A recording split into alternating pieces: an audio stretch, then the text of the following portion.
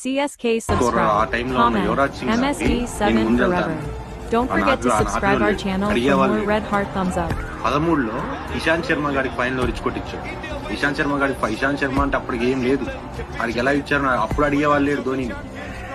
2016లో ఇంత పెద్ద ఆరోపణ వచ్చినా కూడా ఆనింటికి కూడా పేరు 2016లో ఇదేంది ఫిక్సింగ్ వచ్చినా కూడా వాడి టచ్ కూడా చేయాలి. 2018లో ఆ రీఎంట్రీ ఇచ్చాక వాడికి సపరేట్గా డైరెక్ట్ రీఎంట్రీ ఇవ్వడం వాడికి కప్పు వచ్చింది. డైరెక్ట్ ఆటనాడు కప్పు కొట్టేశాడు. 2019లో నా సులిలో ఫేర్వెల్ మీరు ఇచ్చేది ఇంద్ర పూగులో ఫేర్వెల్, నా ఇష్టం వచ్చినప్పుడు రిటైర్ అవుతాను, నేను మీలాగా ఫేర్వెల్ కోసం కకృతిపడి నా కొడుకుని కాదని చెప్పి డైరెక్ట్ అసలు ఏం లేదు ఫార్ములా ఫేర్లు అనౌన్స్ చేసి పారేశాడు. అసలు డైరెక్ట్ రిటైర్మెంట్ అనౌన్స్ చేసేసాడు. నీకేమి ఆర్భాటం అంగులు ఇవన్నీ ఏం చేయలే నీకు అక్కడ. అది వాడి డీసీనే, వాడు అడిగినోడు లేడు. ఎందుకురా మరి ఏందిరా ఇట్లా అడిగినోడు లేడు, వాడు ఇష్టం వచ్చింది చేశాడు.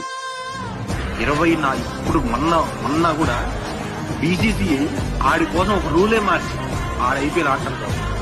సిఎస్కేలో మెయిన్ అలాంటి ప్రామినెంట్ ప్లేయర్ ని పక్కన పెట్టేశాడు.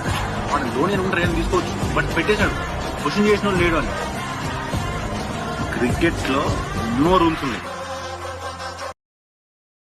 ఆ టైంలో